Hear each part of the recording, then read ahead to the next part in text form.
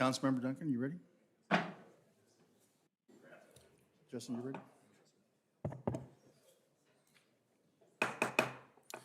Good evening, everybody. Welcome to our January 10th City Council meeting. We'll go ahead and start our meeting with a call to order. Jennifer, will you call roll call? Oh, I'm sorry. I'm just going off of this. It's backwards. Pledge of Allegiance first. Captain Williams.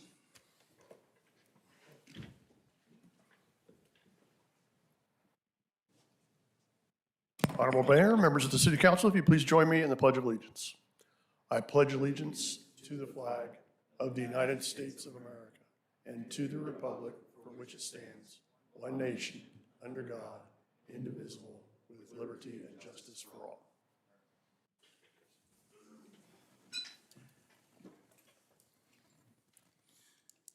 All righty. Jennifer, will you call roll? Councilmember Bogue. Here. Councilmember Duncan. Here. Councilmember Thorpe. Here. Mayor Pro Tem Beaver. Here. Mayor Avila. Here. And City Attorney Snow is via remote. Good evening. Okay, next up is special presentations. And who will give that report?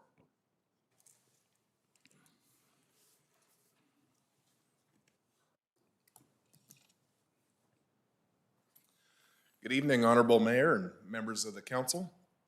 This evening, we'd like to recognize and thank the San Gorgonio Search and Rescue Team.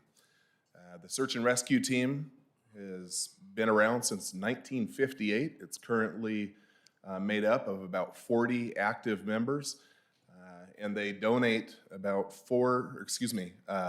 8,000 hours annually. It's very impressive. All of the members are volunteers. These are people with full-time careers, retired after a long full-time career, and they're on call for us all of the time. They have helped us in numerous search and rescues in our local mountains as well as here in the city. They've helped look for missing children, adults with diminished mental capacity. The list goes on and on. We often see them in their bright orange shirts here around the city and in parades, but I can tell you, as being the lieutenant at the Yucaipa Police Department, where they're the most valuable is at 8 o'clock at night when there's a panicked family member on the other end of a phone call saying that a missing hiker is not returned or that they're missing their elderly father who's suffering from Alzheimer's and he was last seen near a creek bed or a body of water. And we call in these wonderful individuals who volunteer and they answer our call every time. We wanted to recognize them last month, and it was during the flooding. And instead of coming here in a nice warm, the council chambers and being recognized, once they heard that we had an evacuation warning for potential debris flow, they all went to work and they went knocking on doors to warn residents and anybody who would listen to them about the storm that was coming in, and they do everything to keep people safe. So I'm honored to have the same patches on my shoulder as these men and women, and grateful to call them partners. Thank you. Any comments? I think it's telling that these folks they're so dedicated to their profession that last month they did what they do best and called at immediate notice to go and save lives in spite of the recognition they all knew was coming. That is impressive, and I think Colonel Doolittle said there's nothing stronger than the heart of a volunteer, and we definitely appreciate our volunteers. Thank you so much for everything you do. All right, any other comments? Councilmember Duncan? No? I'll echo Justin. Yeah, I think it's, you guys are an extremely valuable component of the Sheriff's Department and for the community at large, and I thank you for your service.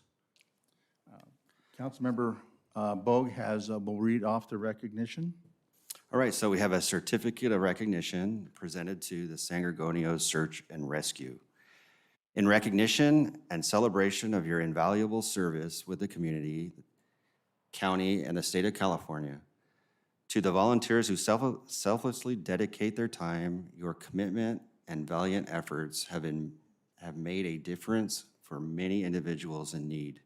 On behalf of the City Council and the community of Yucaipa, We hereby wish to express our appreciation and gratitude for your commitment to a field of service to your community and beyond. And it's signed by everyone here. Thank you very much. You guys are awesome.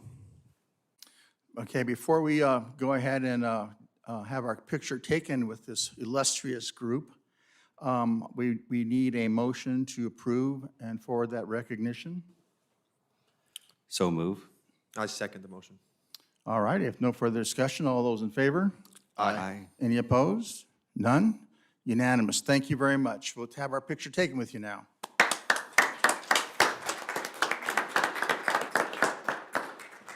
Mr. Mayor, if I may, while you're coming off of the dais, also present the search and rescue members with a certificate of recognition from Assembly Member Chad Mays. To the volunteers of the San Gorgonio Search and Rescue Team, on behalf of the California State Assembly, it is my pleasure to congratulate the volunteers of the San Gorgonio Search and Rescue Team. You are commended for your leadership, protection, and stewardship of the people of our community. Please accept my sincerest congratulations. Signed, Chad Mays, 42nd Assembly District.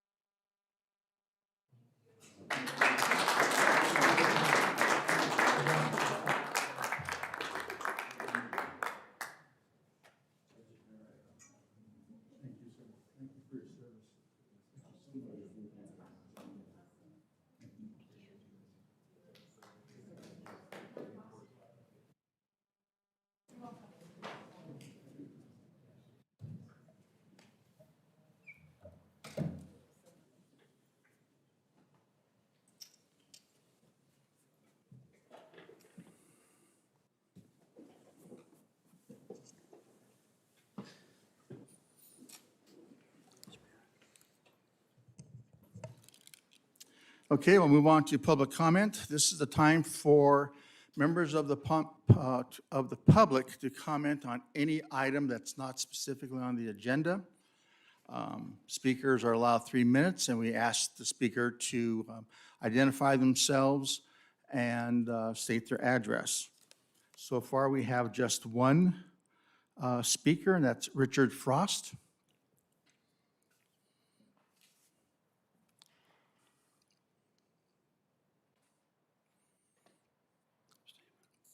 Mr. Frost, you have 3 minutes. Richard Frost, 12731 3rd Street.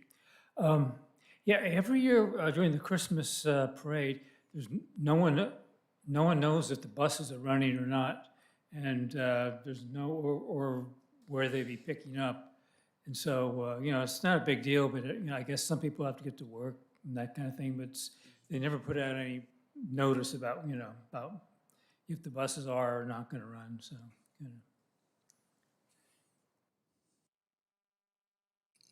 All right, thank you, sir.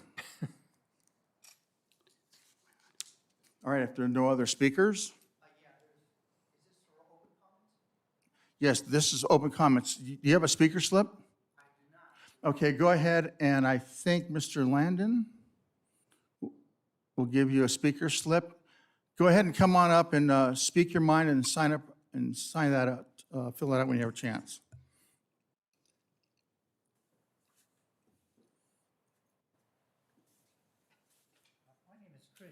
Chris, we have a microphone right there. If you give your name and your address, and you have 3 minutes. My name is Chris Shepherd. The address is 17814 6th Street. The purpose of me attending, and this is my neighbor Pathion, who lives just across the street from where I do. Right next to my house, there's a known drug house there. It's been operating for years. It's been raided a few times, and I'm asking for city council to put a little more pressure on either the Orange County Sheriff or the Police Department to have these people arrested. I have a printout I would like to give you guys. It kind of gives a breakdown of the number of police calls.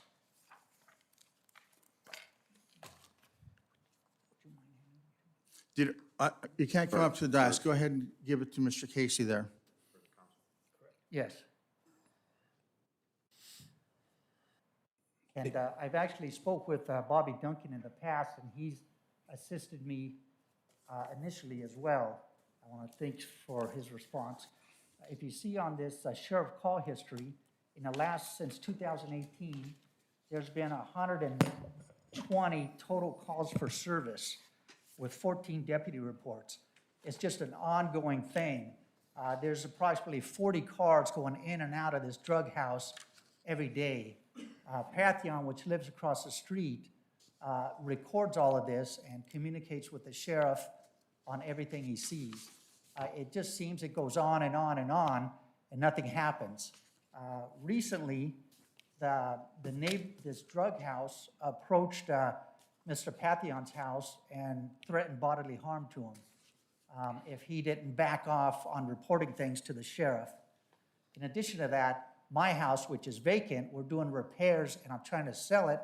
After the repairs are done, they are doing drug deals in my driveway. And so what I did is had a tow truck tow some of the cars that kept parking in my driveway. Once that happened, 2 days after that, someone came up, and I know it's related to the drug house. Somebody came up, it was a new roll-up garage door. They smashed the garage door in with their car. They took a hammer and they broke out 5 of my windows. The reason I know this is because it's all recorded and we have the license plate number. We reported that to the sheriff. It's a form of retaliation. In addition to that, after that, I put a floodlight at the top of the house on the driveway to deter any people from doing drug deals there. What they did is they shut the breaker off to my house, and then they broke 2 additional windows on the side of my house. And again, it's retaliation. So it's just an ongoing thing that we've got to get a grasp on. Now that whenever I come to my property, I take my gun with me. And in the event my life is threatened, I'm going to use that gun on them. Your time is up, sir. We hear you loud and clear. I think if you give information to Lieutenant Warwick, the gentleman on the right, and maybe he can talk to you a little bit. And don't forget to fill out that speaker slip Okay. and submit it to Jennifer Crawford, who's at the very end here. And that'll be for our record. And if I can Okay. request this be placed on the Public Safety Committee agenda, Would you please. like to speak? Absolutely. Okay. Thank you for the info.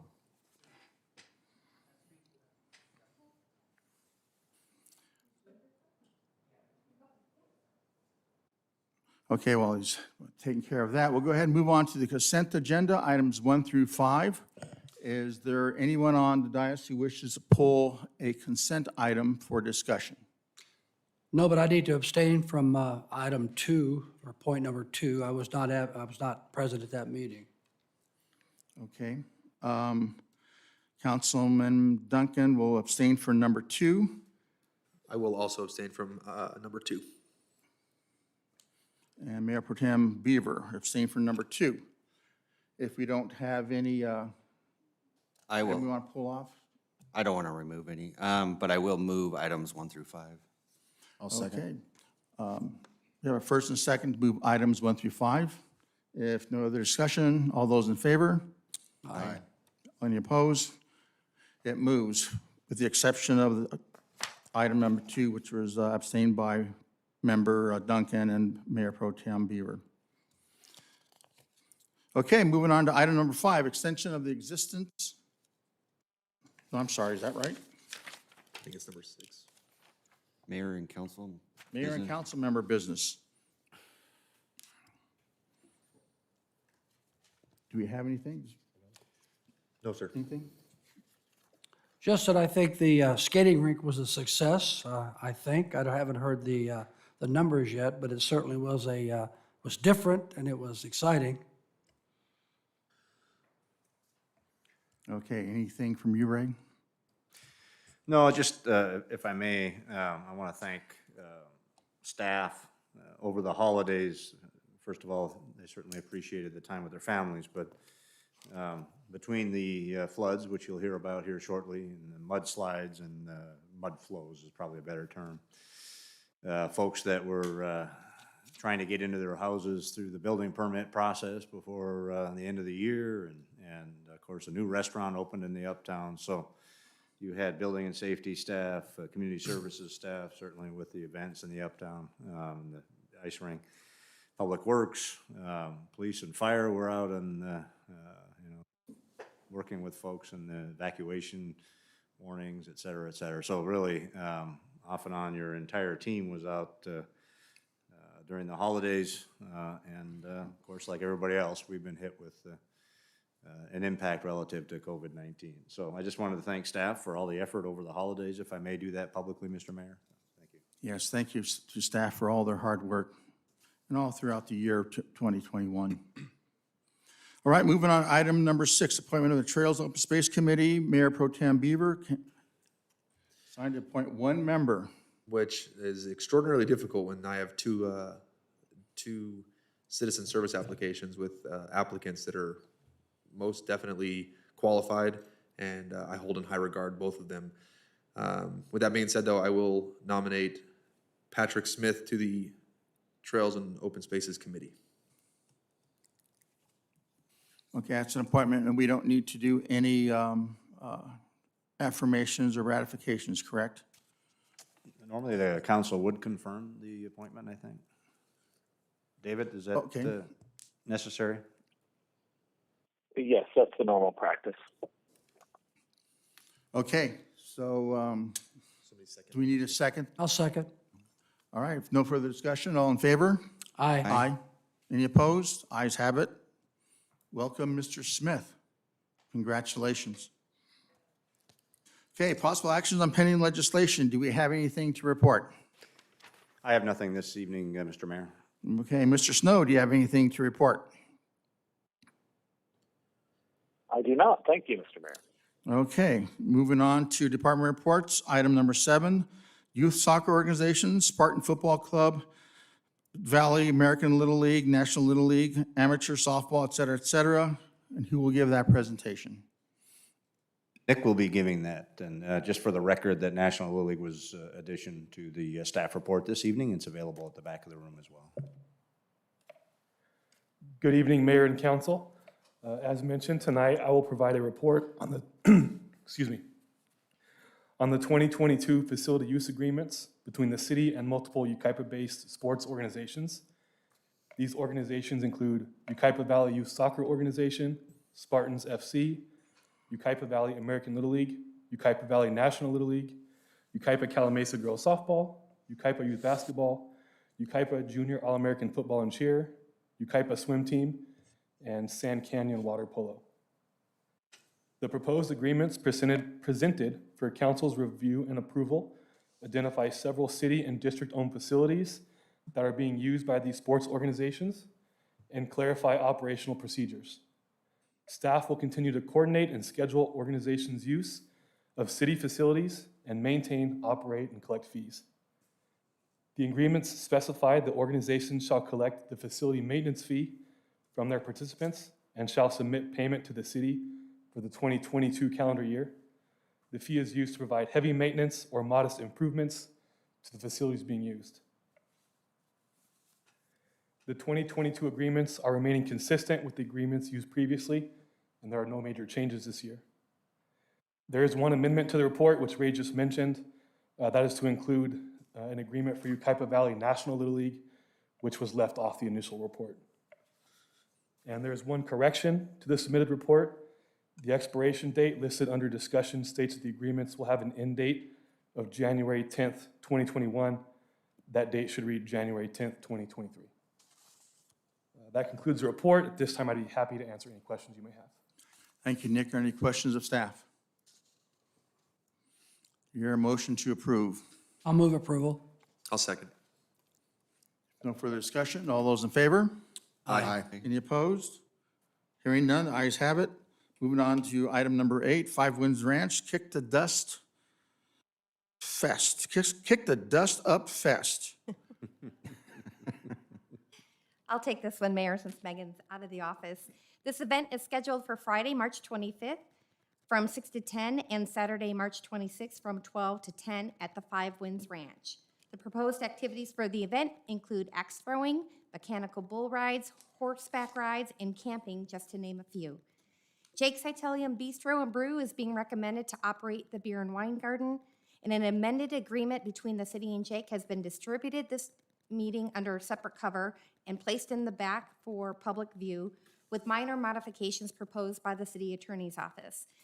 Jake has reviewed the amendments and was satisfied with them and signed 2 copies for tonight's meeting.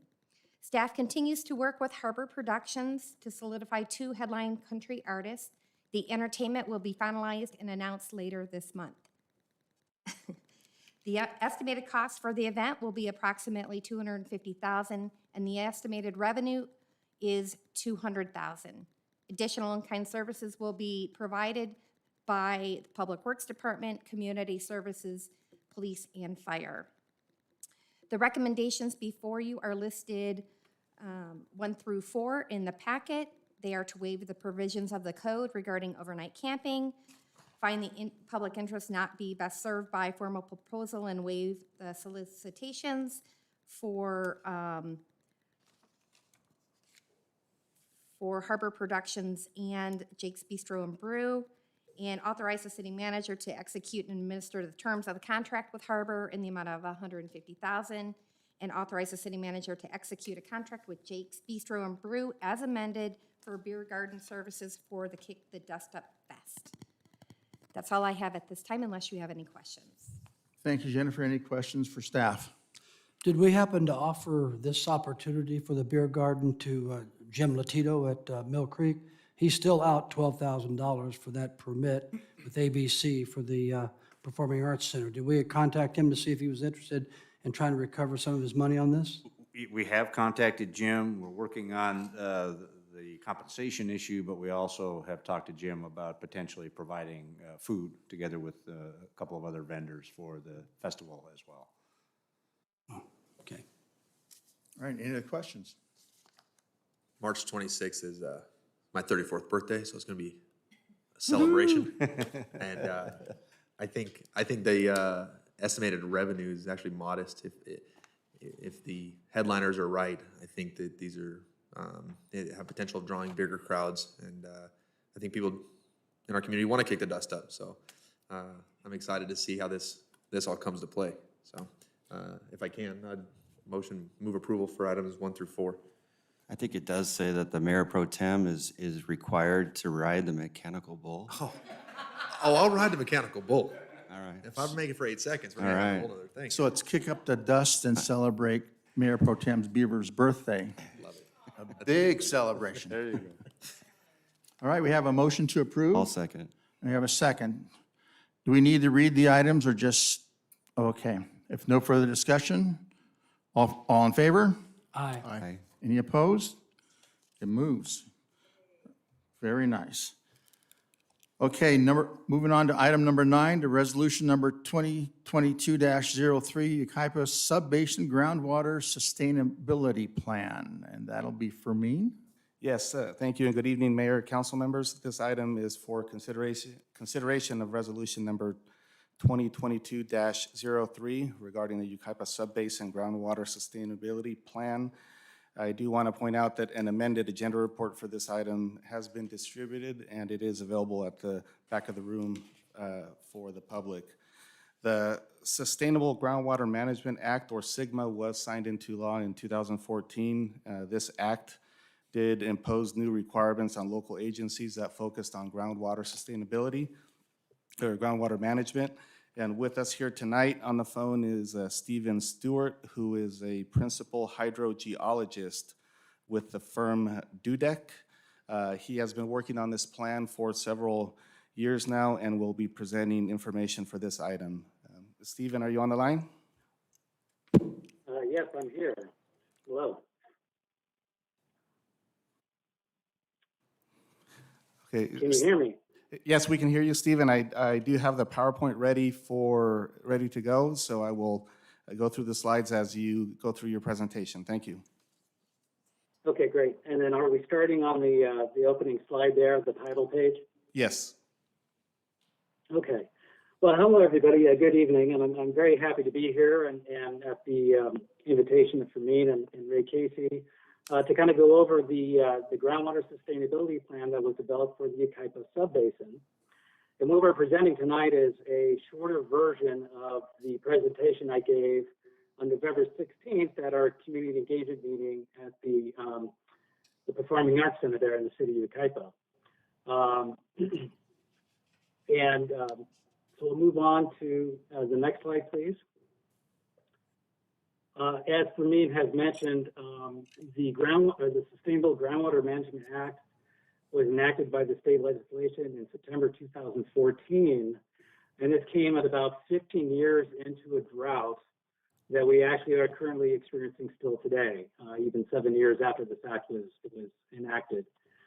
But the Sustainable Groundwater Management Act, it is overseen by the California Department of Water Resources. But what they recognize is that the management or sustainable management of the groundwater resource is better done by the local agencies. They actually use the groundwater and actually have the boots on the ground, if you will, and to understand conditions in the basin and conditions,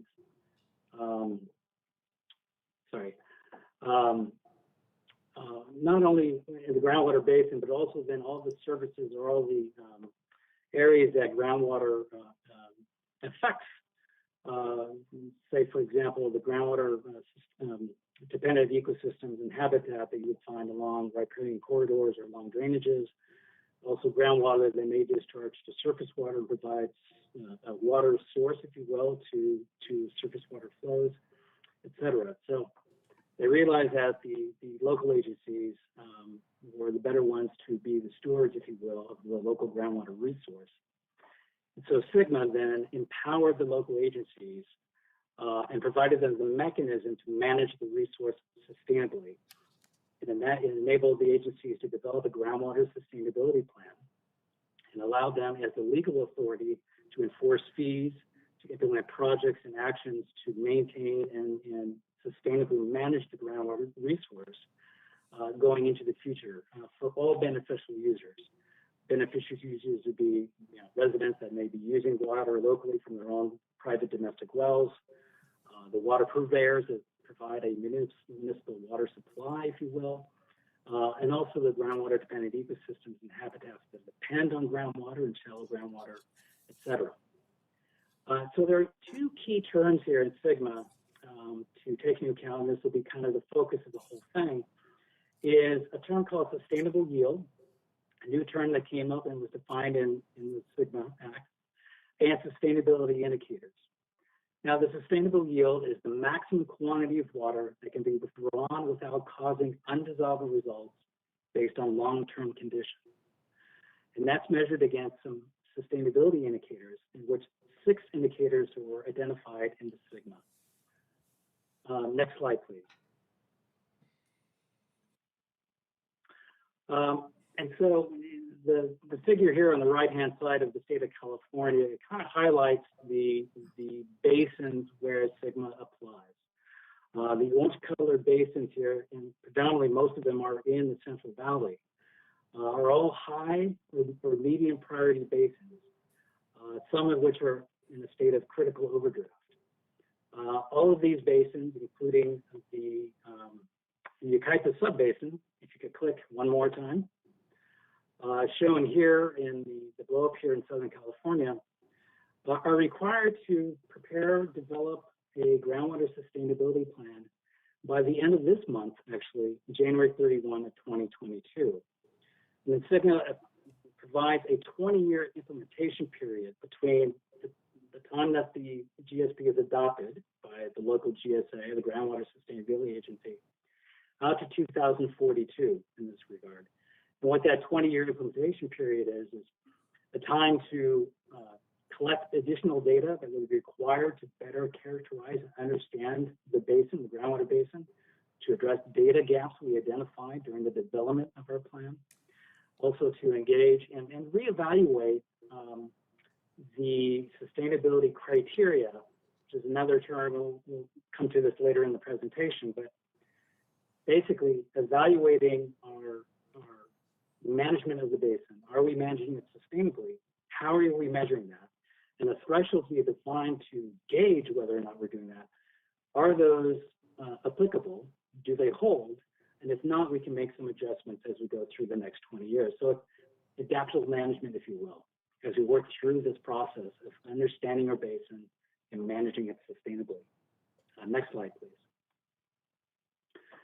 So the Groundwater Sustainability Agency for the Yucaipa Subbasin includes these 8 agencies.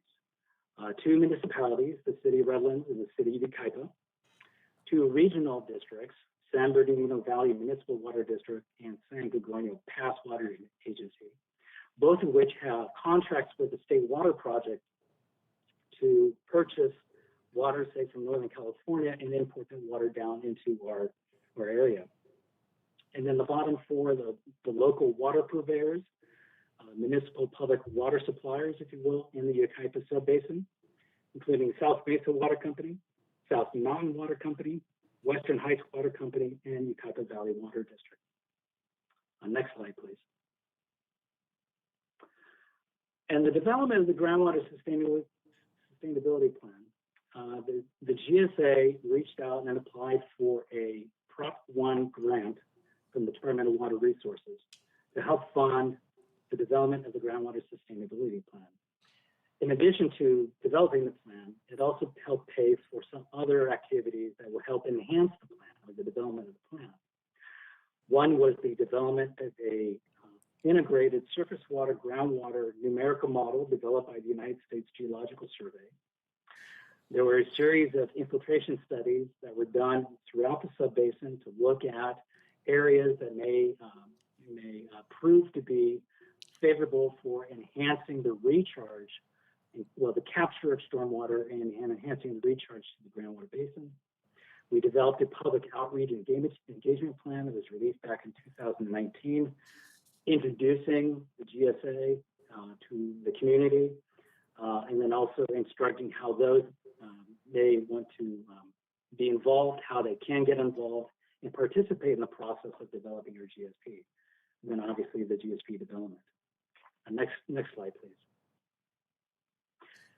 So coming back to Sustainable Groundwater Management Act, and talking about groundwater sustainability, which is managing the use of groundwater without causing undesirable results.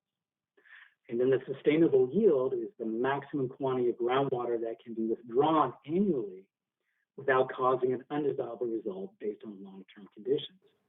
So it's that term, undesirable results, that really is the focus here of SGMA and the development of the GSP.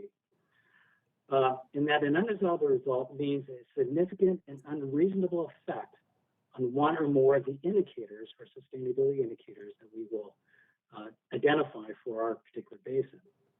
And so on the diagram on the right-hand side here, this all revolves around the sustainability indicators in terms of how we manage the groundwater basin resource sustainably.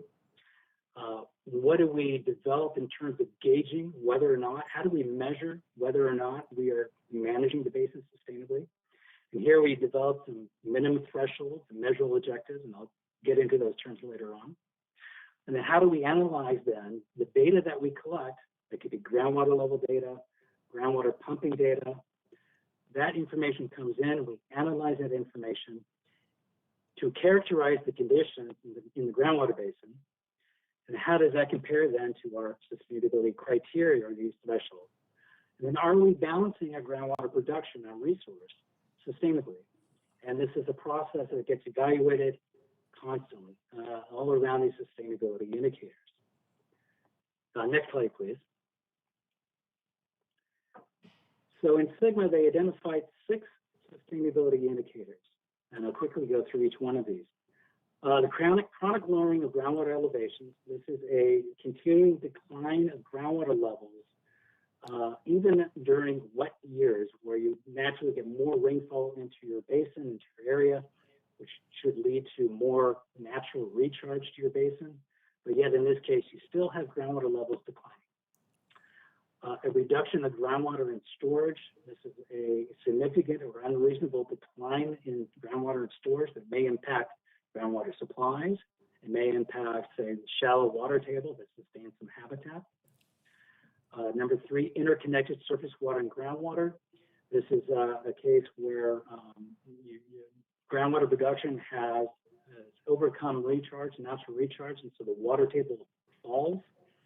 And if there is a drainage or a creek or a river that's somewhat sustained by groundwater that discharges to it, that water table falls, and now you no longer have that supply of water to that surface water body, if you will. That is a undesirable result. Land subsidence, we've seen that in the Central Valley. They're experiencing that. You know, the more you pump as that water table falls, the soil that's desaturated, if you will, starts to collapse in on itself, particularly if there's a lot of clay involved. Degradation in groundwater quality. This is if in the act of extracting groundwater for beneficial use, by doing so, it causes or changes the conditions in the basin that you actually increase contamination or you degrade groundwater quality as a result of that. And then seawater intrusion, and this really applies to coastal aquifers, not really to us, but this is a case where you overpump an aquifer to the point where groundwater levels in the basin are below sea level, and seawater starts to intrude into your basin. Can you click one more, please? So of these 6 indicators, top 4 apply to our subbasin. A chronic lowering of groundwater levels, we've actually experienced that in the past because we were pumping well above our sustainable yield. Even during wet years, we still saw groundwater levels decline. In hand with that is a reduction in groundwater and storage. As those water levels decline, we're seeing a reduction in groundwater and storage. We have identified some groundwater-dependent ecosystems, particularly along the San Mateo Creek corridor in the upper reaches of Oak Glen and coming out of Wildwood Canyon. These are habitats that have shallow groundwater within their areas and are sustained by that, and so that becomes an area of concern where we have to look at that and evaluate that to ensure that our groundwater production does not impair or impact those habitats. And then land subsidence. Here it does apply when we look at historically groundwater levels in the subbasin were declining from basically 1998 roughly to 2007. Very steep decline. In that period of time, we were pumping more groundwater out of the basin than what was naturally going back in or even artificially going in through the, as we started to develop spreading basins and stormwater capture basins. After 2007, we started bringing in state water project water as a supplemental water source. And as a consequence of that, that allowed us to reduce the amount of groundwater we were pumping out of the basin while still meeting our demands in the area because of that supplemental water source. And so following that, we start to see a recovery of groundwater levels in our basin to the point where, and we'll show this a little bit later on, in the Cala Mesa and Western Heights areas, we're just coming off our historical lows in groundwater elevations. Farther north in what we call the North Bench area, there we're seeing groundwater levels. Now today, we're pretty much at where our historical high was. It's back in the late 1980s. And then the two, click one more time, please. And then the 2 indicators that don't apply to us, degradation, groundwater quality, and seawater intrusion. We're not a coastal aquifer. There is no degradation groundwater quality. In fact, since the 1970s, there's been a great push to remove septic tank usage in the area, have it replaced with a sanitary sewer system. That's allowed a great increase, if you will, in groundwater quality in the area. Not to mention agricultural use has really come down where most of the water use in our subbasin is for residential use. So we've seen a rebound in groundwater quality, but moving now currently from here and into the future, we don't anticipate a significant and unreasonable degradation in groundwater quality as a function of producing groundwater from our basin. Next slide, please. So when we talk about sustainable management of our groundwater resource, how do we measure that? And in SGMA, they have identified some criteria that we will define and establish in our basin to which we will measure our conditions against, and that will determine whether or not we are managing the basin sustainably. Our sustainability goal number 1 is kind of the general goal that we want to achieve within the 20-year implementation period, where we are not encountering or causing undesirable results. Again, undesirable results are significant and unreasonable effects for any of those 6 sustainability indicators, or in our case, the first 4 that we saw in the previous slide. Now, how do we measure that? And so the minimum threshold and the measurable objectives that we define are measurable quantities, if you will. In this case, we're talking about measuring a water level in a particular well. And if that water level in the well falls to a certain point, we've defined that point as being characteristic of an undesirable condition in our basin. And I'll get more into that later on, but these basically are just water levels we define a network of wells throughout the basin to help us characterize what the conditions are like in the basin. And from that, we can determine whether or not, hey, we're managing it sustainably, we're looking good, or, you know, it looks like things are trending down, there's something going on, and we have to kind of address that. And that's where the measurable objective comes in. It's at a level that's established above the minimum threshold, the minimum threshold being our undesirable condition. Our measurable objective is above that, some mark above that, that provides us some operational flexibility. It's kind of like the warning sign, if you will, that if the water levels fall to that particular point, then we want to take into consideration actions or projects that we want to implement, management actions that we want to implement to prevent that undesirable result from happening. In other words, to prevent groundwater levels from continuing to fall to that undesirable mark. Next slide, please. And so how do we get to defining those criteria? Well, we have to look at the past. We have to look at all of the inputs of water to our system, and it begins with climate. And this chart here shows annual precipitation measured in the subbasin. And we've broken up the years based on water year type. And they're really based on the amount of rainfall in a particular year versus, say, the average annual, mean annual rainfall for the subbasin. The mean annual rainfall is about 15.86 inches. And so we have a wet year characterized as in that year rainfall being greater than 150% of that mean annual rainfall. And on the other side of our spectrum is critically dry years, where we're less than 50% of that mean annual rainfall. And so you can, and then the black line here on the chart represents our cumulative departure from mean monthly rainfall. And really just to look at the trend here, from essentially 1965 to 1998, we have an increasing trend of that black line, indicated that mostly we're having more rainfall than normal. And then after 1998, then we have a declining trend. And here we start to see where our rainfall years are a little less than the normal rainfall year. And that was the beginning of the drought that we are currently in. Kind of marks that area. In fact, you know, in the last 15 years or so, we've experienced 3 critically dry years, whereas the 40 years before that, we only had 1 critically dry year. So this kind of gives you an indication, climate-wise, of what we may expect as we think about the future. And I'll get more into that here pretty soon. You know, we're using the history and the historical information from the climate and water usage to help define our sustainable yield. And then we look into the future. How does the future look if we continue pumping groundwater from our subbasin, and then we also factor in climate change as well. Next slide, please. And then we also looked at geology, particularly for this subbasin, since we are sandwiched between the San Andreas Fault Zone and the San Jacinto Fault Zone.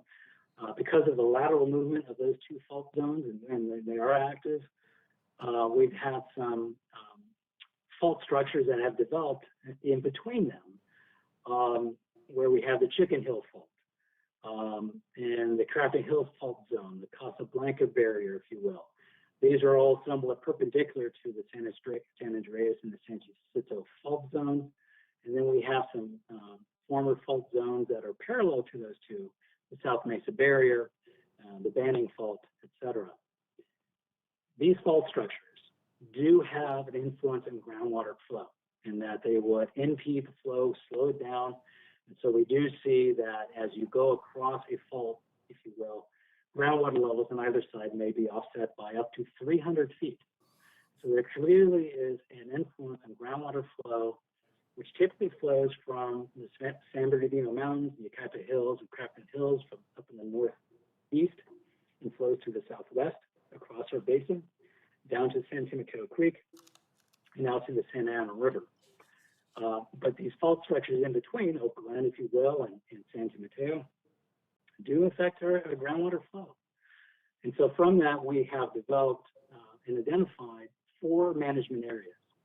The first one being the North Bench Management Area, which is in the part of the basin that's above the South Mesa Barrier. We've identified this. These 4 management areas actually to help enhance the management of our groundwater resources. One, based on the geology. 2, based on the water purveyors and who's pumping groundwater in these particular management areas. And then also groundwater dependent ecosystems, or the interconnected surface water groundwater, where that applies as well. And so the North Bench Management Area, I'm sorry, can you click? Are we looking at the pie chart for the North Bench Management Area? Yes, we are. Okay, thank you. Sorry. The pie chart, what this shows is basically the distribution of who's pumping groundwater in the North Bench Management Area. The Yucaipa Valley Water District pumps 94% of the water that's produced from this management area, and then private well users pump about 6%. If you could click to the next one, we're going to look at the Cala Mesa Management Area. In this management area, if you could click again, the pie chart shows that Yucaipa Valley Water District pumps 51%, South Mesa pumps 38%, South Mountain pumps 6%, and private users about 5%. So Yucaipa Valley Water District being one of the bigger water purveyors and producers, if you will, in the North Bench and Cala Mesa Management Area. And then if you click again, we're looking at the Western Heights Management Area on the west side of the Chicken Hill Fault, which is the predominant fault structure out there that really, that's where we see the 200 to 300 foot head difference or water level difference across it. But in the Western Heights area here, the Western Heights Water Company is the sole water purveyor and pumper in this management area. And then down to the San Timoteo management area, our farthest downgraded or downstream management area. Here, there are no public water supply wells. There are a few private domestic well users. But here we have identified a groundwater dependent ecosystems along the reach of San Timoteo Creek within this management area. And so there'd be some sustainability criteria developed for that management area. Next slide, please. So all this information comes together in the development of a hydrogeological conceptual model. So this is taking everything we know about the geology, about climate, about the surface water drainage systems, like Wilson Creek and Oakland Creek and Yucaipa Creek. It takes into consideration the wells that we know about, who's pumping groundwater and where. And it takes a look at the fault structures, as I mentioned, the geology. We have the state water project line coming into our basin and the tee off into the Wilson Creek spreading basin. So state water project water is discharged to that Wilson Creek spreading basin as a means of artificially recharging our basin. All this information comes together to help develop this conceptual model or understanding of the basin. which then goes into developing a numerical model that we will use to calculate and look at the water budget or the water balance, if you will, between water that comes into our basin and water that leaves our basin. And from that balance, then, we develop our sustainable yield. And so the next slide, please. Oh, and one of the key components of Sigma in identifying groundwater sustainability is identifying our principal aquifer. And one aquifer is most of the water produced, if not all of the water produced, for all the beneficial uses in the basin. In our case, there's one principal aquifer, and it stores and yields the significant or economic quantities of groundwater, and all the wells draw groundwater from our principal aquifer here. Next slide, please. So looking at our water budget analysis, on the left-hand side, I've identified the inflows. We have rainfall that falls in the land and recharges the groundwater basin, whatever makes it through the soil column. Mountain front recharge, water that fell in the mountain, enters into the mountain bedrock, if you will, and that naturally flows underground into our subbasin. Stream flow leakage. We have runoff in our streams, and that runoff will percolate through the stream bed and enter into our groundwater basin. Imported state water project water, return flows. This is water that's applied for irrigation purposes, and some of that water makes its way back in the groundwater basin. And then subsurface flows from adjacent groundwater basins. This is water just moving through the systems. It comes into our system. And then with outflows, we have pumping groundwater that's extracted from a basin, evapotranspiration, any vegetation that would be drawing up that groundwater to sustain itself. A groundwater discharge to streams, any groundwater that discharges to streams, you have additional surface water flow. And then subsurface flows out. This is groundwater that just moves its way through our basin and leaves our basin. So taking account of all of these inputs and outputs, inflows and outflows. If you click it, and I've identified the inflows here, with the blue arrow is showing what's coming in. Click again, please, and then versus our outflows. If we look at this on an annual basis, if you go to the next slide then, what we've done is, or the USGS has done, is that in their numerical model, they've looked at from 1965 to 2014, roughly that 50-year historical period, where they've identified each of the inflow components, as you can see here on the right-hand side, and the outflow components on the lower right-hand side. And in the bars, we have the positive numbers on the left axis, indicating the annual change in storage, or the amount of water coming in through those inflow categories, if you will. The negative numbers represent the outflow, the amount of water that's leaving our basin. And we calculate this year by year, water year by water year. And the black line then represents that change in storage for our basin. And in fact, we see that beginning in 1977 to 1983, 1985, we have a large increase in the amount of water in our basin in storage because we had some very wet years in the late 70s, early 80s, and into the 1990s as well. We had some wet years. And then after 1998, we start to see that drought period pick up, and we see a marked decline in the groundwater and storage. Now, granted, we had some wet years during this period of time, but we still have a decline in storage. And that's because we were pumping a lot more groundwater than our sustainable yield. We were pumping more than what was naturally coming back into our system.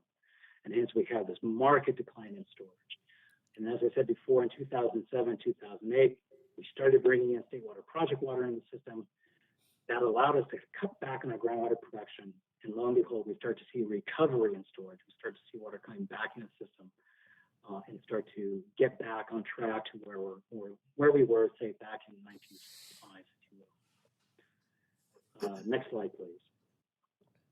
And so from that analysis with the numerical model, we have then defined for each management area the sustainable yield.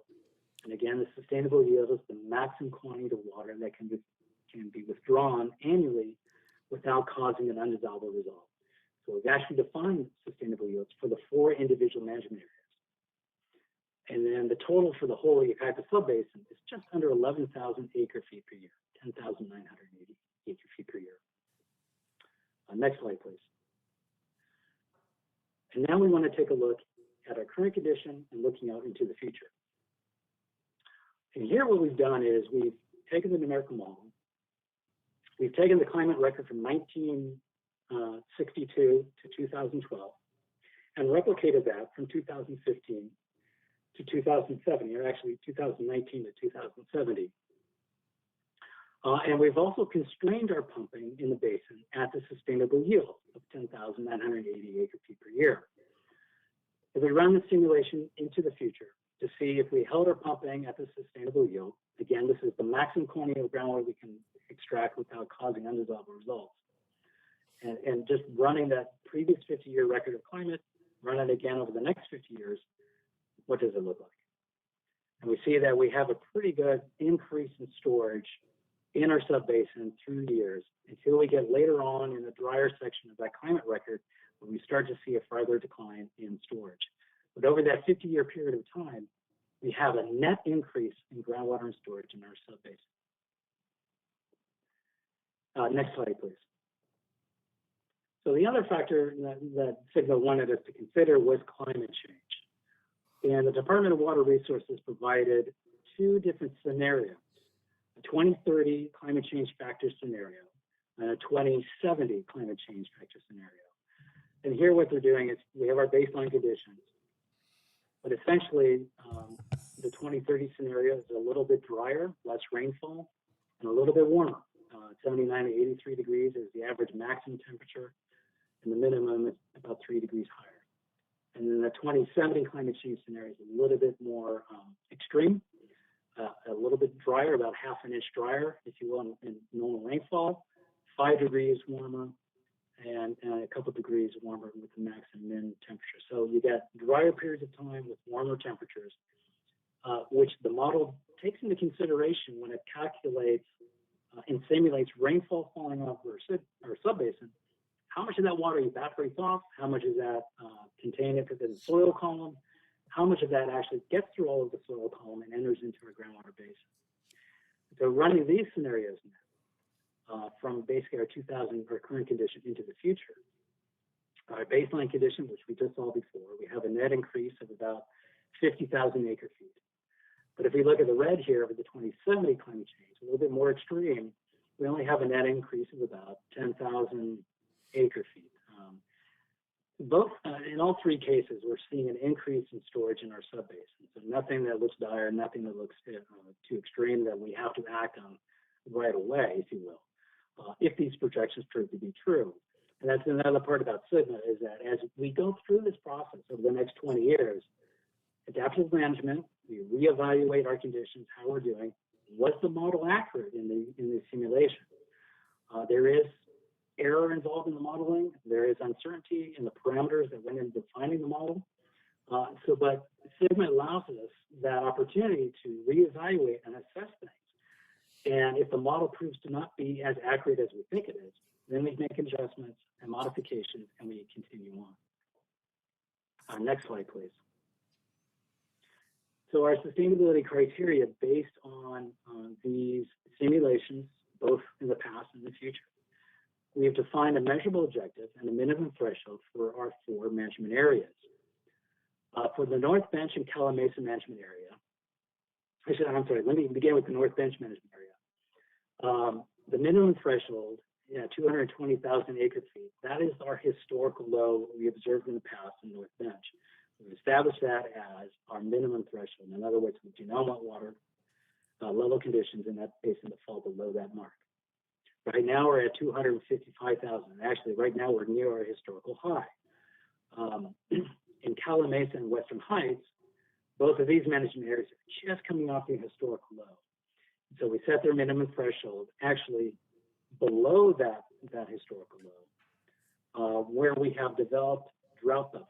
And what the GSA, or the Sustainability Agency, has done is they've recognized that when just recently we were at the historical low, there were no undesirable results experienced. There's no reduction in groundwater supply, nothing of that nature. So they realized, though, that there is some flexibility and we can allow the water level to fall a little bit below that, but they didn't want to go too And so here, the historical low was at 798,700 for Calamasa. We're about 26,000 acre feet below that. And that's our minimum threshold. And so that was established for Calamasa.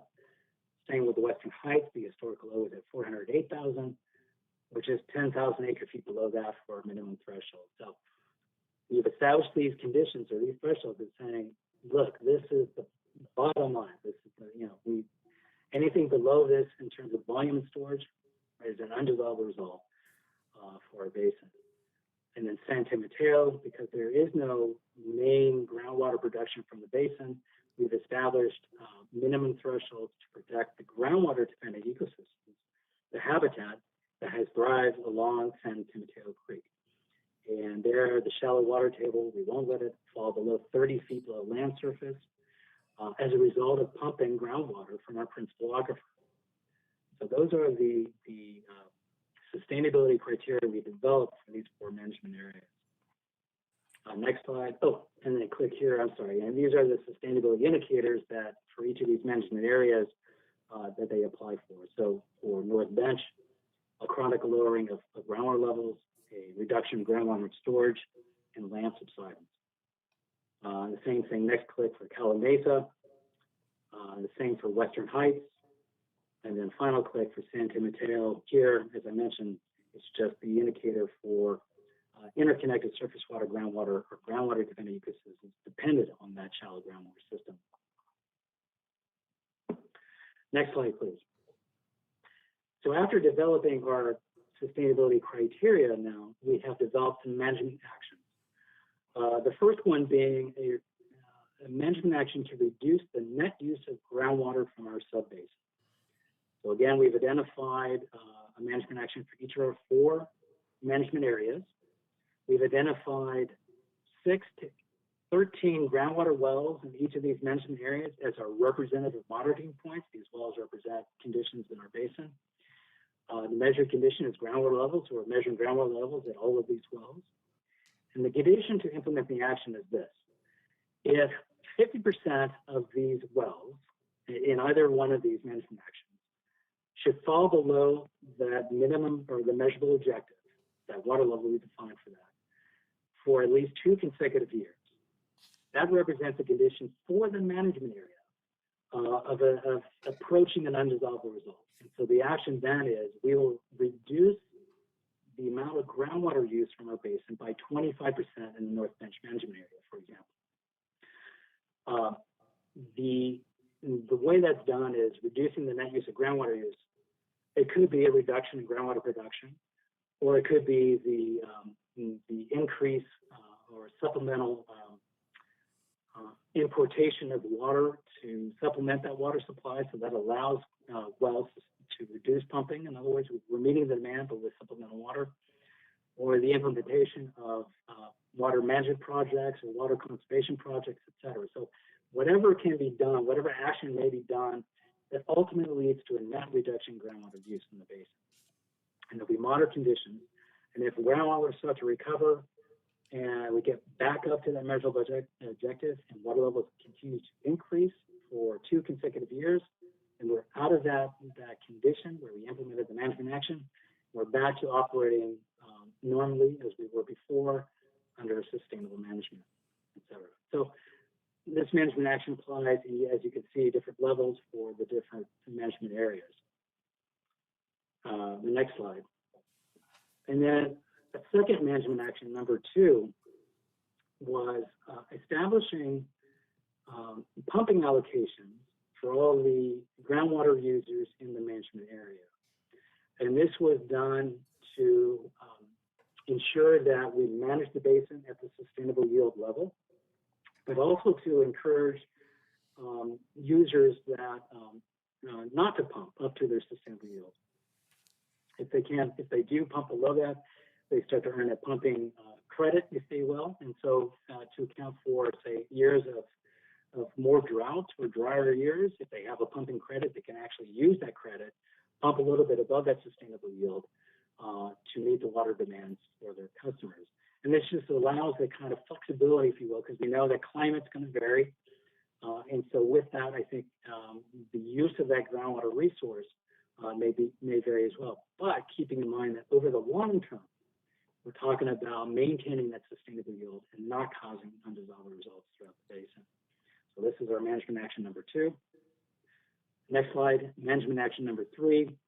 What this recognizes is the work done by, for example, Yucaipa Valley Water District that purchased supplemental or surplus supplemental state water project water, brought that into the basin, discharged it into the Wilson Creek and Glen Creek spreading basins to artificially recharge the subbasin, bring more water into the subbasin, and build up the reserves, if you will, groundwater in the basin.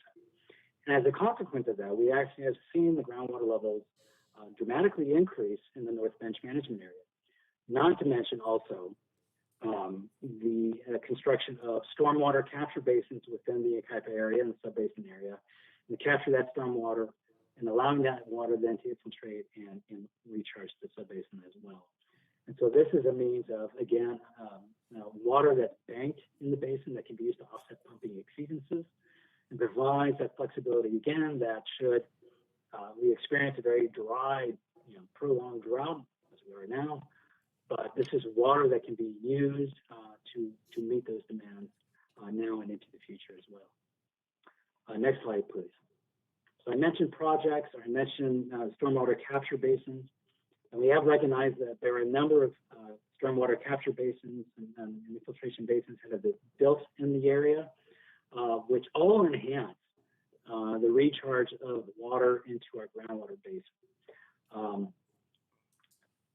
And these are existing, and so we acknowledge that they do provide a benefit. And then the next slide shows planned basins as well, the Wilson Creek 3 basins, the big project there at the confluence of Wilson Creek and Oakland Creek.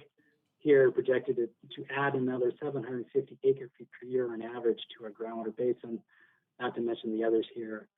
And Yucaipa Valley Water District looking at implementing their salinity and groundwater enhancement project, which will reduce the need to pump groundwater by about 5,000 acre-feet per year. So we have existing projects, planned projects that are going to enhance the groundwater stored in our basin, the management of that basin.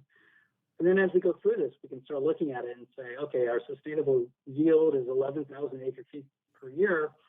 We can reevaluate these projects and their impact or influence on the groundwater basin. And there is the opportunity then to modify that sustainable yield and even increase it, if you will, as we bring more water and capture more water in a basin and put that back in the ground.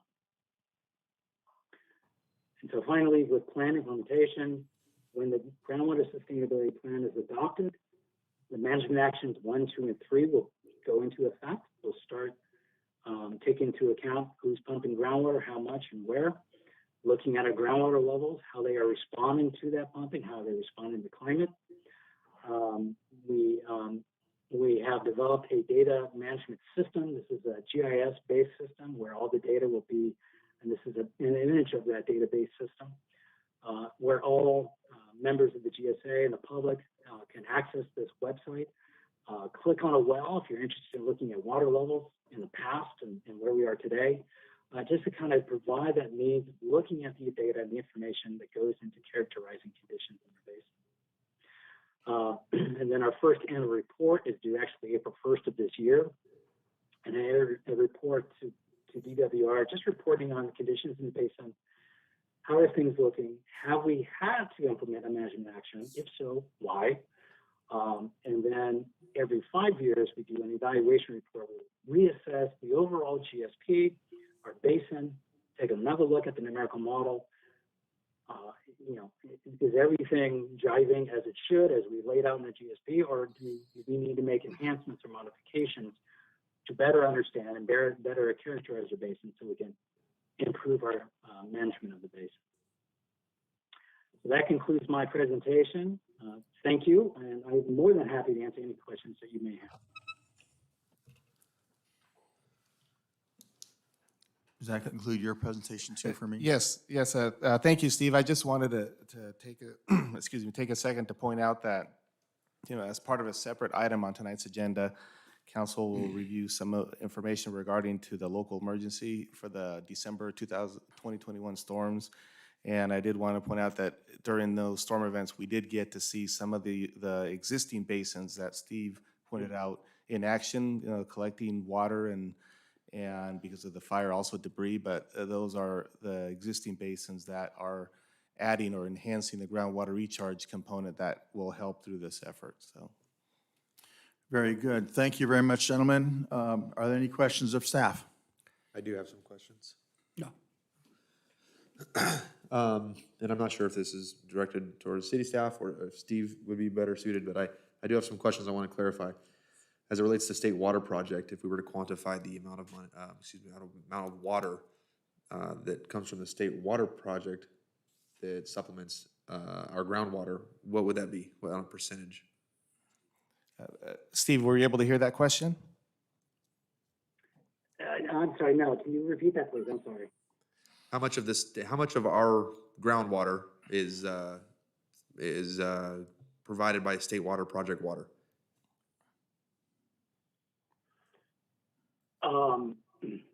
Yeah.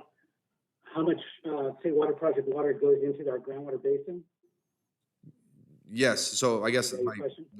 the eventual question I want to get to is if we were to fall into what the Central Valley had, where state water project water was cut off from them, where would we be if we were to completely cut out state water project from our water?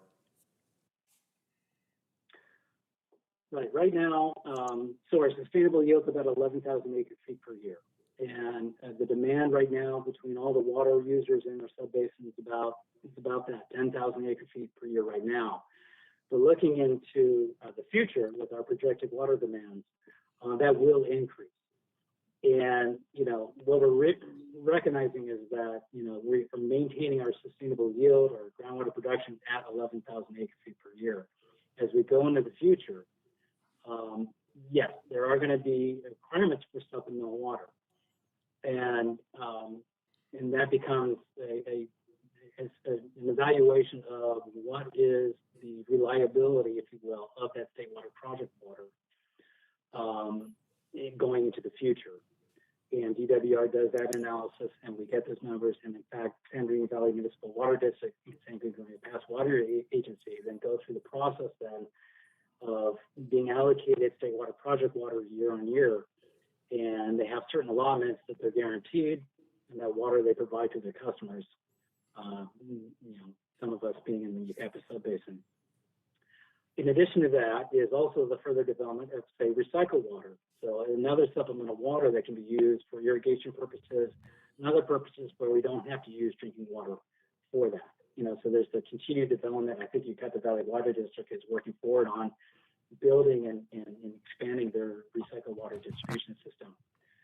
And then, of course, other programs like water conservation, et cetera. So recognizing that, yes, as we go into the future, the demands are going to increase, keeping our groundwater sustainable yield pretty much where it is right now. However, with stormwater capture basins and the ability to capture that stormwater runoff, that would also increase our sustainable yield, our ability to meet demands from that groundwater. Okay, so and forgive me, Steve, it's been a long day, so if I missed it, I apologize. If I asked you to put a number to it, a percentage of our water comes from state water project, are we able to do that? If our current pool from that, our current yield is 10,000, and if we were to eliminate all of our state water project water, where would we be currently?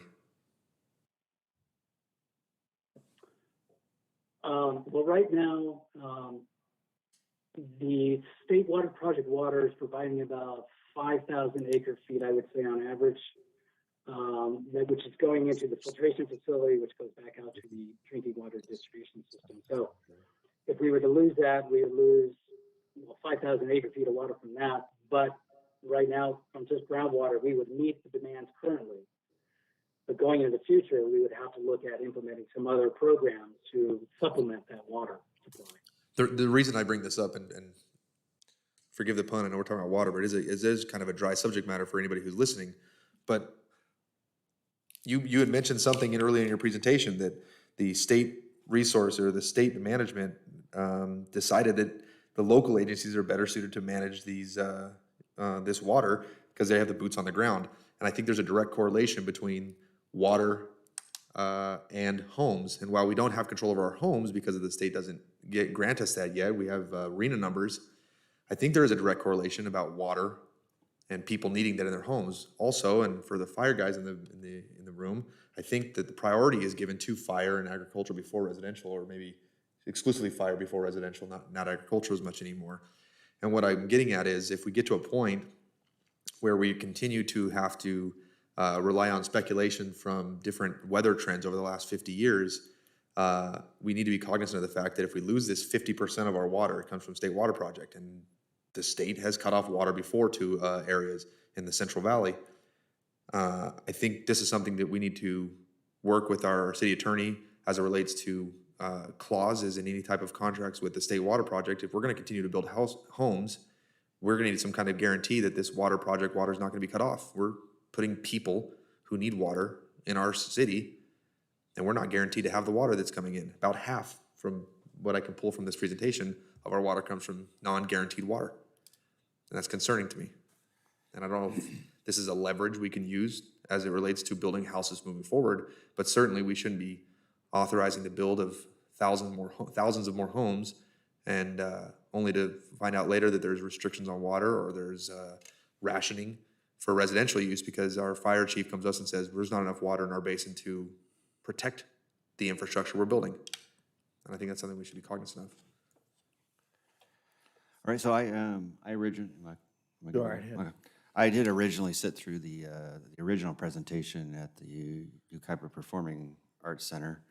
And it was a great presentation, but I was a little bit concerned that in the original presentation, projects were not brought up to actually help supplement the recharge of our basins.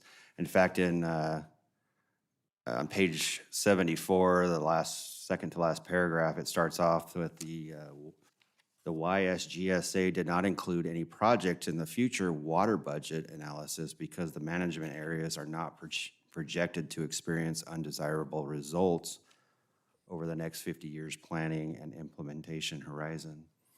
And I have concerns with that. I think projects do matter, and I think we do need to continue looking for these different types of projects that do recharge our basin. And, like Mayor Pro Tem Beaver said, that we don't want to just constantly rely on what the weather is over the next 50 years. We need to prepare and capture some of these flows and so forth. So anyways, that was my original concern about the original presentation, but it did look like perhaps it was addressed a little bit deeper here in this presentation, so. Thank you, if I may, Councilmember Bowe, and Mayor Pro Tem Beaver. Great comments, great questions, and you're absolutely right. There's additional language added to the report based on that preliminary report that was given, I think it was back in November, to reflect the projects. And the two issues are really tied together in that, at least as far as the current conditions are and projected into the future, the good news is our aquifer, our groundwater is sustainable. And part of the reason, you heard the discussions today, part of the reason that it's sustainable are those projects that the city has taken the lead on. Obviously, some of the things that the water agencies have partnered with us and done on their own, especially the water district, and importing recharge or importing water when it's relatively inexpensive in the wintertime, and recharging the basins, recharging the aquifers through our basins, whether it's the spreading basins at Wilson Creek or Oakland Creek. But you're absolutely right. Into the future, additional projects are important, if nothing else, certainly the stormwater detention benefits that are projected, but if nothing else, that they reduce the amount of import water that is required over time. And certainly everybody recognizes the value of that, and that's why that language was added to the report. So I appreciate the fact that you brought that up and that in that draft report, in response to that draft report at that meeting, and certainly staff followed up on those questions, and consultant added that language to the staff, to the GSP.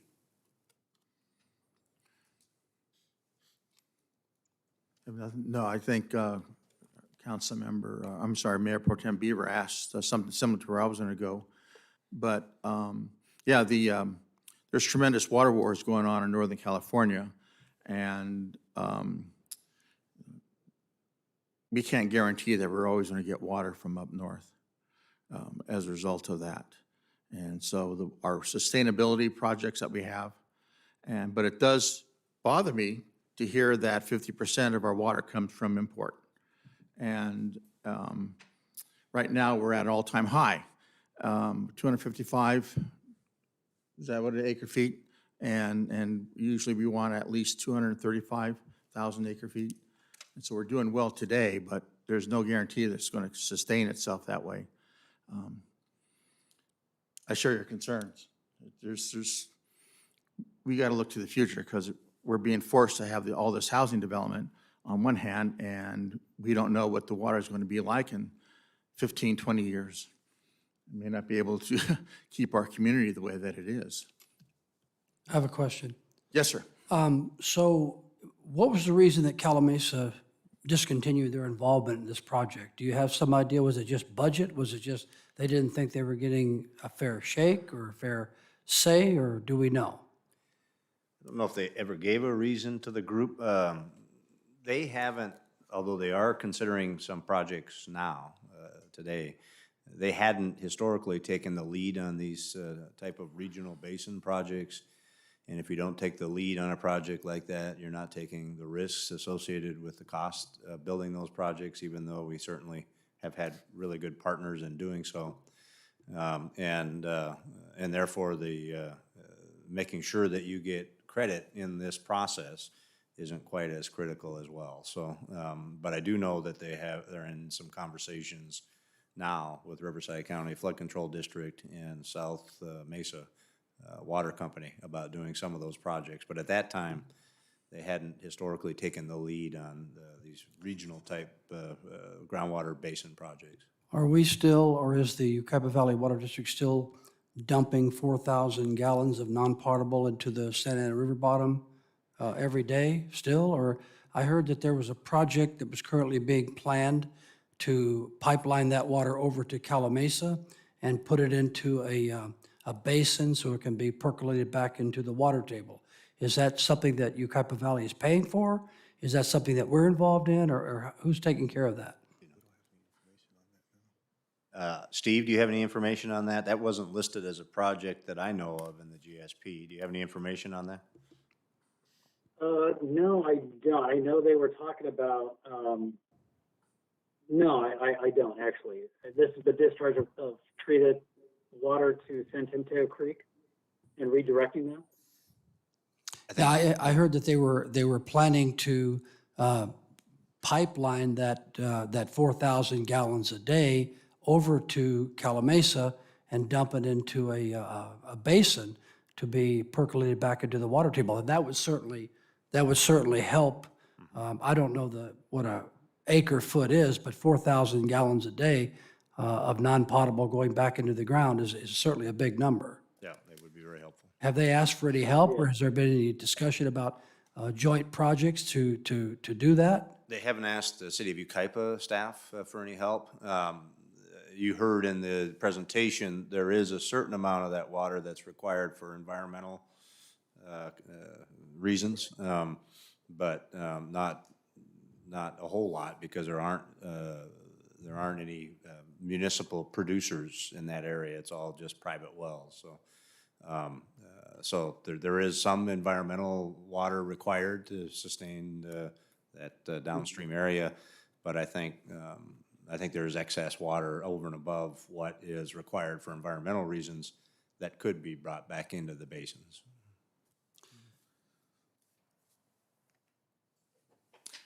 Okay, any other comments or questions? If not, this is a resolution that we need to adopt. Please. Do we hear anybody? I will move resolution number 2022-03. We have a motion. And do we need to also direct staff to file that? Or is that included? We'll include it. It's included in the staff recommendation. Okay, So we have a first, right here, a second. second. All right, no further discussion. All those in favor? Aye. Any opposed? Ayes have it. We'll go on to item number 10. Very good presentation. Thank you very much. Very detailed. Thank you for inviting me tonight. I Mayor, appreciate it. Thank you. Item number 10, extended the existence of a local emergency due to the December storm event. So I'll take the lead on this, but we also have a series of slides and video that we'd like to show you from the event. And I guess I'd like to segue into it by saying, when you look at these flows, and you'll see a slide near the end, that is the Wilson 3 Basin project. That Wilson 3 Basin project, although it's not completed yet, you all have seen the hole in the ground that we have there. It captured all of these flows from Wilson Creek and Oakland Creek. Of course, it captured some silt and mud and debris as well. And we captured some silt and debris and mud at Oakland Creek Basins, at Fremont Basins, at the Wilson Creek spreading basins. So we certainly got a lot of silt and mud flows from the recent fire. But the Wilson 3 Basin is continuing to recharge. I think there's still some water in there. It's continuing to recharge, and nothing that we could see escaped that Wilson 3 Basin.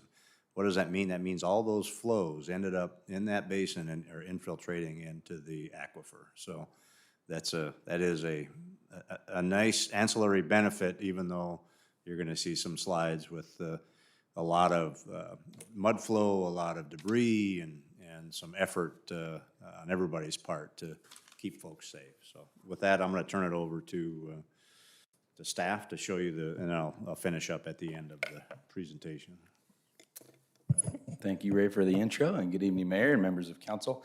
This item is for the extension of the existence of the local emergency due to the December 2021 storm event. I have some slides that I'll go through here to highlight some of the activities that happened here over the past few weeks. We experienced a significant rainfall event primarily on December 14th and several other storms that followed immediately after. Depending on the exact location of where the measurements were taken, we did get approximately 4 to 6 inches over a period of time there. And due to that storm event and leading up to it, with the help of our public information officer and the fire department and the police department, we issued evacuation warnings and orders for the Oakland community as well as the Yucaipa North Bench area immediately below the El Dorado burn area. We did experience significant stormwater coming down from that watershed, in addition to some mud and debris flows coming through the city's drainage systems. In particular, the hot spots were in Spore Canyon and Spore Creek, as well as Wilson Creek, and I would add probably Glen Creek to that list as well. So I'll go through a series of slides here with some photographs of some of the areas.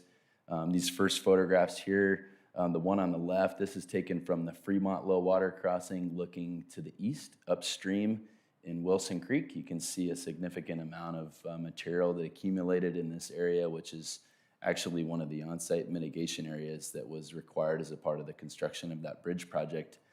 So this material came down from the burn area. The next photo is taken on the same bridge. This is looking to the west. In coordination with the county flood control staff, they were able to, prior to the initial storm event coming in, they were able to place some material here at these diversion structures that were preserved back when this project was completed, and a significant amount of the initial debris and mud was able to divert over to the south into those Wilson spreading grounds that we were hearing about in the last presentation. And I think that it did take a significant amount of those flows coming down from the burn area on that initial storm event. The final photo here to the right is at Pendleton Low Water Crossing at Glen Creek. This is looking to the south. You can see the flows are overtopping the roadway there, just upstream of the Glen Basins. And then here is the same area there at Pendleton Low Water Crossing at the Glen Creek.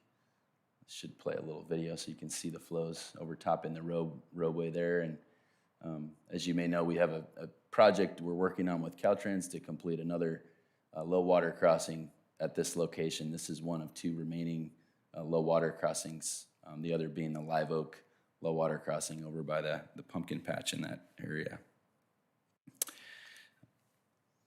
Next here, we see some photos of our Wilson 3 channel here on the left. Up in the upper left here, that photo, you see the box for the crossing underneath Oakland Road, and realigned channel going down into the large basin area at the bottom.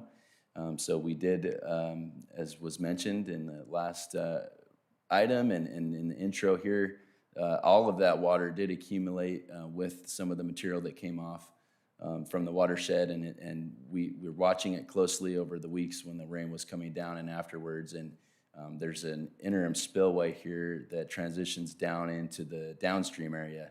And from what we could tell, none of that material or water made it through that spillway. It all was contained, and we've been measuring and observing, and that infiltration is occurring. We expect that it's a little bit slower than usual with some of that silt material accumulated at the bottom, but it is dropping since the last storm events have happened.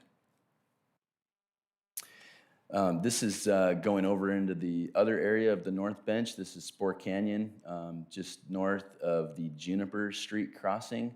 We're not too far away from Bryant here, just upstream, but some of that watershed up higher up in the hills with some of that larger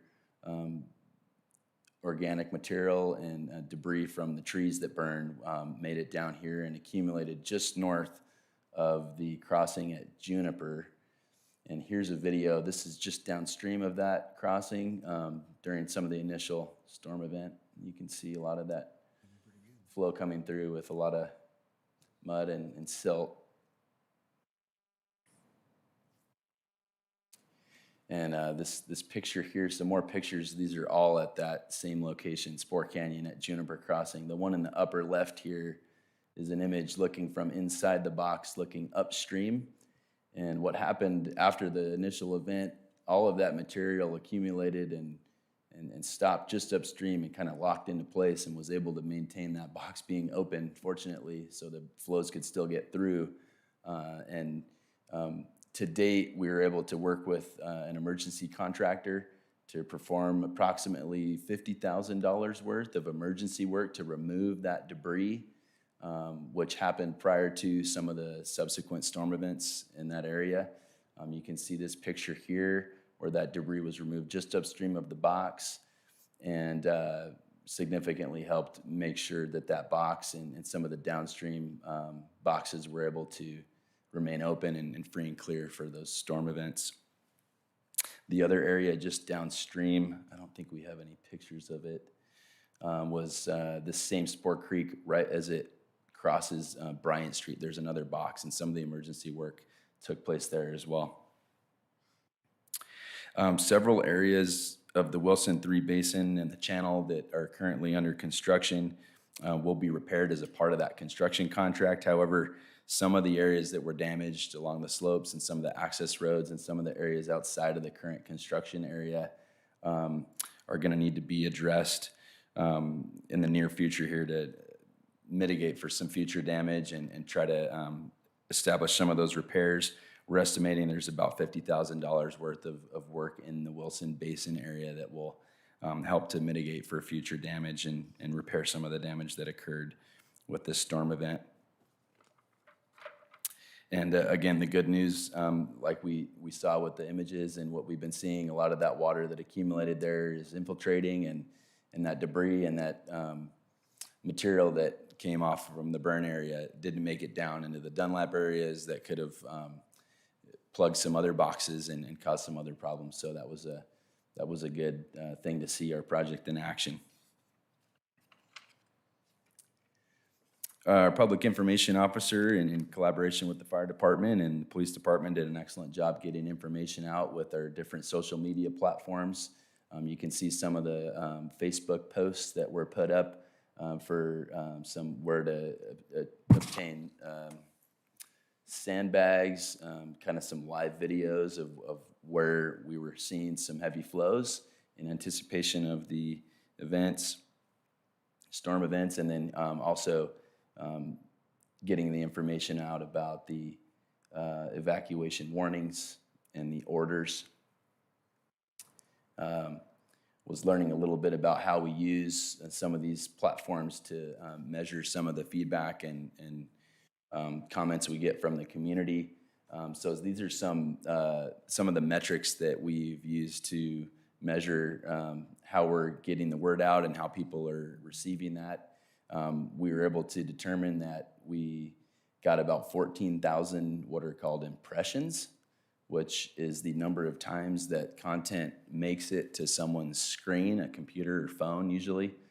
And when that person slows down or stops to read or view a video, that's characterized as a reach. And you can see of the 14,000 impressions that were made, a significant portion were reached, where people were actually viewing that data. And then finally, the final layer of engagement, and that is when someone actually opens the post. The most common engagement is liking it or commenting on that or sharing it. And so there was about 3,200 just for this event and the media posts around it that we saw. So we were pleased to see that people were getting that information in front of them before the event occurred and even while it was happening. And we're able to partner with the fire and PD to get that information out there. And so with that, with this item, staff is recommending that City Council review the need to continue the local emergency, thereby recognizing the continued existence of perilous conditions as a result of the December 2021 storm event, and direct staff as deemed appropriate. And unless there's anything else to add, we can. Yeah, I'll just, if I may, Landon, Mr. Mayor, very quickly, Sherry O'Connell, our emergency manager, has reached out to OES. She's recommending that we continue or extend the declaration tonight. There's some chance that will be state OES funding available to reimburse some of the costs here.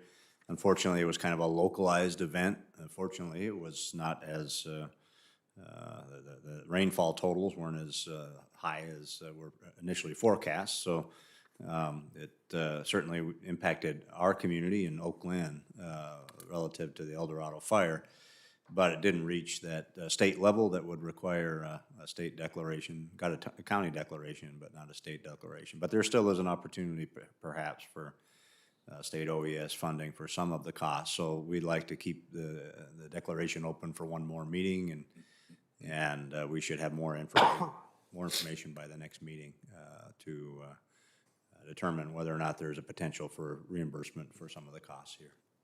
Thank you, Mr. Casey. Are there any other questions of staff? As it relates to the necessity to have a local emergency declared, was this, and forgive me, I wasn't present at the December 15th, I think the meeting that this was discussed, but did this kind of tie into the existing emergency we already have as it relates to the El Dorado fire and stormwater runoff and debris flows? What was the necessity to have a second local emergency declared? So that's a great question. The El Dorado fire emergency, of course, started with the fire itself, and then it includes mitigation related to the fire that we're able to get funding for.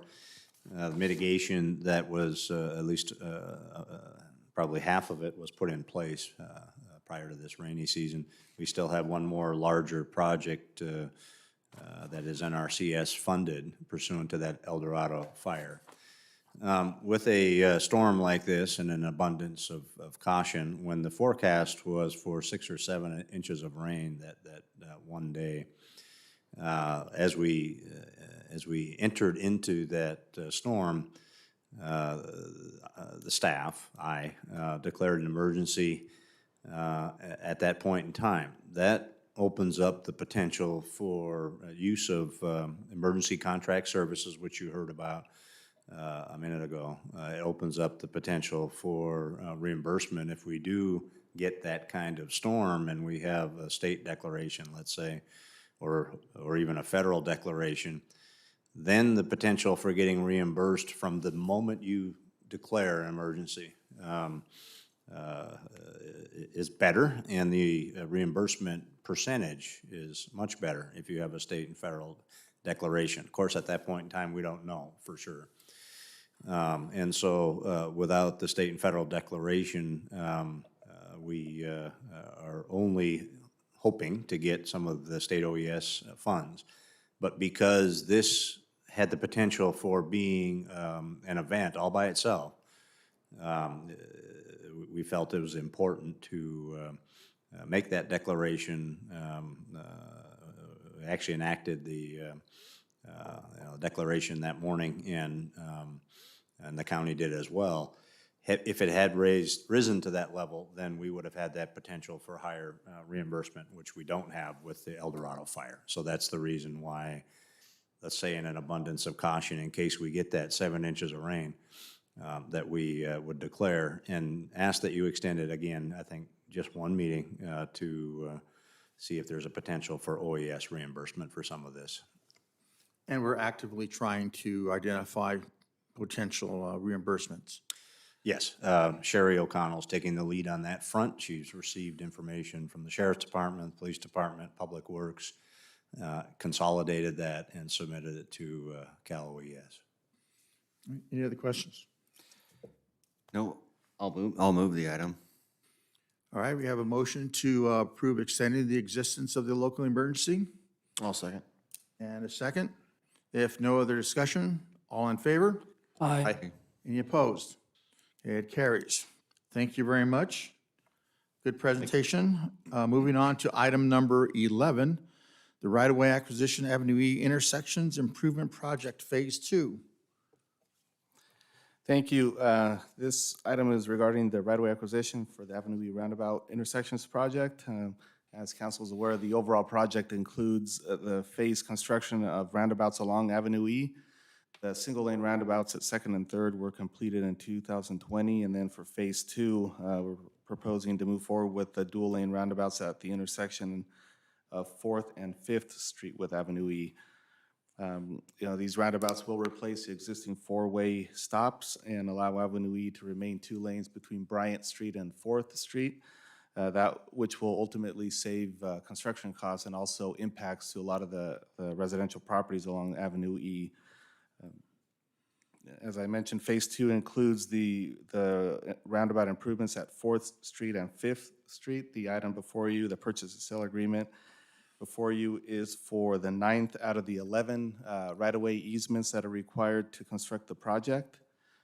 The property is located at the northwest corner of Avenue E and 5th Street, as you can see on the screen before you. Again, this is a proposed full acquisition, or acquisition of the full property. And if approved, the area required to construct the project will be dedicated as public right-of-way. And staff will return to council with a recommendation for the disposition of the remainder of property at a future date. A real estate property appraisal was completed for the property to determine the fair market value.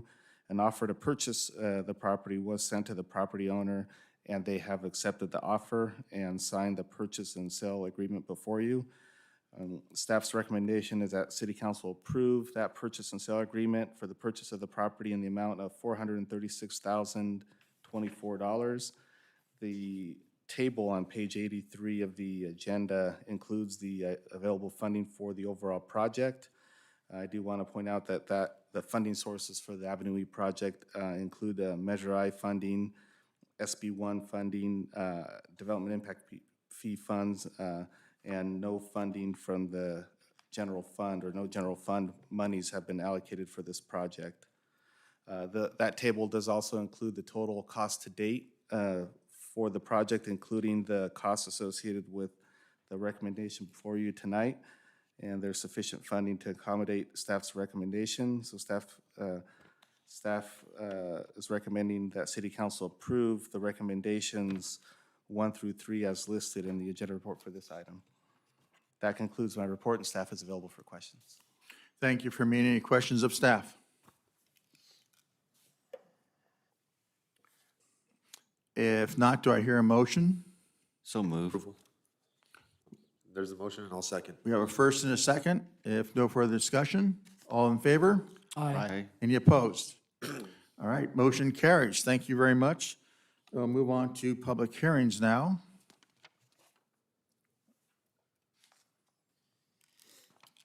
And I'll go ahead and item number 12. Resolution ordering vacation of portion of public right-of-way located at the northeast corner of County Line Road and Fifth Street. I'll go ahead and open up the public hearing. Who will give the presentation? Landon will be presenting this item, Mr. Mayor.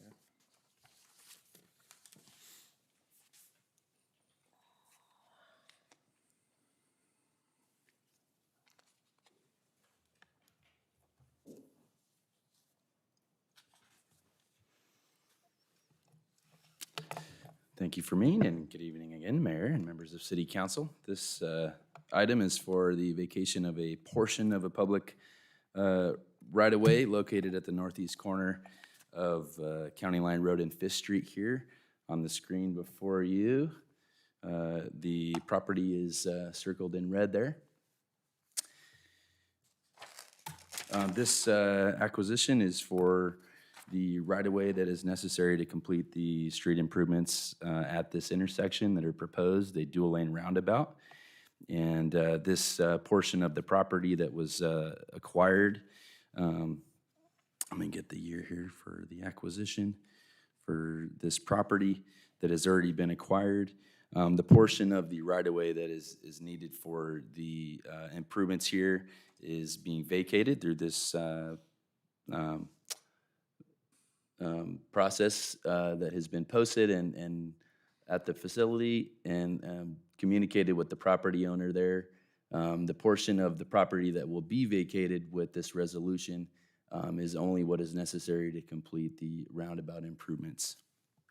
And so the recommendation with this item is to conduct a public hearing and subsequently adopt the findings of fact as set forth in the staff report as to why a portion of County Line Road and Fifth Street is no longer necessary for public street purposes, and to adopt resolution number 2022-01 approving the vacation of portion of public right-of-way located at the northeast corner of County Line Road and Fifth Street.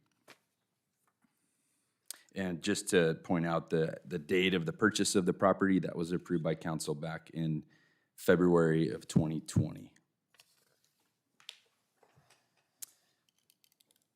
If there's anything else we need to add, we can. Otherwise, we can open it up for questions. Okay, before we do that, we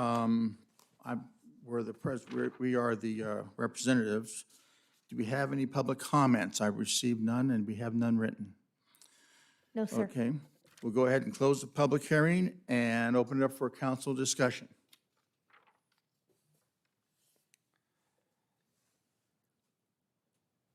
I will move agenda item number 12.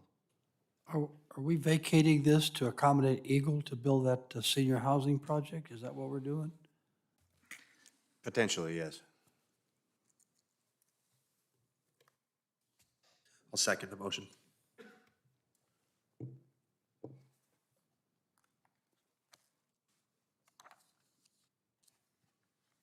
You good? I'm good, y'all, sorry, yeah. I just want to make sure. Okay, we have a first and a second. No further discussion. All those in favor? Aye. Any opposed? The ayes have it. We'll go ahead and move on to item number 13. Resolution ordering vacation of a portion of the drainage easement within APN 1242-541-15, and that will be, I will be presenting that, Mr. Mayor, or this item, Mr. Mayor. and we'll go ahead and open up the public hearing for this. Yes, thank you. So similar to the previous item, the recommendation before you tonight is that City Council conduct a public hearing, subsequently adopt the findings of fact set forth in the staff report as to why a portion of a public drainage easement located within APN 1242-541-15 is no longer necessary for drainage purposes. Adopt resolution number 2022-02 approving the vacation of a portion of that public drainage easement located within the previously mentioned APN. Staff did review plans for a single-family residential home that is proposed at this APN, and noted that there is an existing drainage easement on the property. The homeowner was required to provide a professional engineer certification for the drainage easement vacation, and identifying that the drainage easement area is not needed for drainage purposes, and they were able to analyze the topography and of the lot and the elevations, and noted that the a portion of that drainage easement is not required for drainage purposes. So they submitted a application to initiate the vacation process through the city. And through that process, staff did notify the various departments or divisions within the city, the utility companies. None of those utility companies responded with they didn't respond, which means that they don't foresee any interest within that drainage easement. So there is no direct fiscal impact to the city associated with this proposed action. So staff's recommendation again is that City Council conduct a public hearing and also adopt resolution number 2022-02 approving the vacation of a portion of a public drainage easement located within APN 1242-541-15. That concludes staff's report. Okay, maybe we'll add any questions of staff? Nothing. Any public comment? I received none? No. None written? Okay, I'll go ahead and close the public hearing and open it up for council discussion. Hearing none, do I hear a motion to approve? I'll move approval. I'll second. We have a first and a second. If no further discussion, all in favor? Aye. Any opposed? Motion carries. Okay, last item, I think, is announcements. Any announcements? None. I just want to say I went to Kluge's this weekend. Very nice. I recommend that all of us go down there. If nothing else, eat those high-end tacos. Very tasty food. They do have a selection of drinks, and most of us chose soft drinks that evening, so that was good. I guess if nothing else. Actually, real quick, those numbers for the social media from our PIO putting out all that information, those were impressive. I think the Yucaipa Bulletin has a lot to do that as well. You have a big following, and we appreciate you spreading that word as it relates to emergencies in our community. So keep up the good work over there. Thank you. Okay, we have one item on the closed session. Mr. Snow? Thank you, Mr. Mayor. Just before I announce closed session, I just wanted to also point out that in an abundance of caution, the National Little League item that was included at the last minute in item number 7, we'll bring that back at the next council meeting for formal adoption, just to make sure we don't have any issues with respect to how that was agendized. And with that, we will I'll announce closed session. It's conference with legal counsel, anticipated litigation. There's one item, and we do not expect reportable action this evening. All righty. Thank you very much, ladies and gentlemen. We'll go ahead and adjourn this, move to closed session. Have a great evening.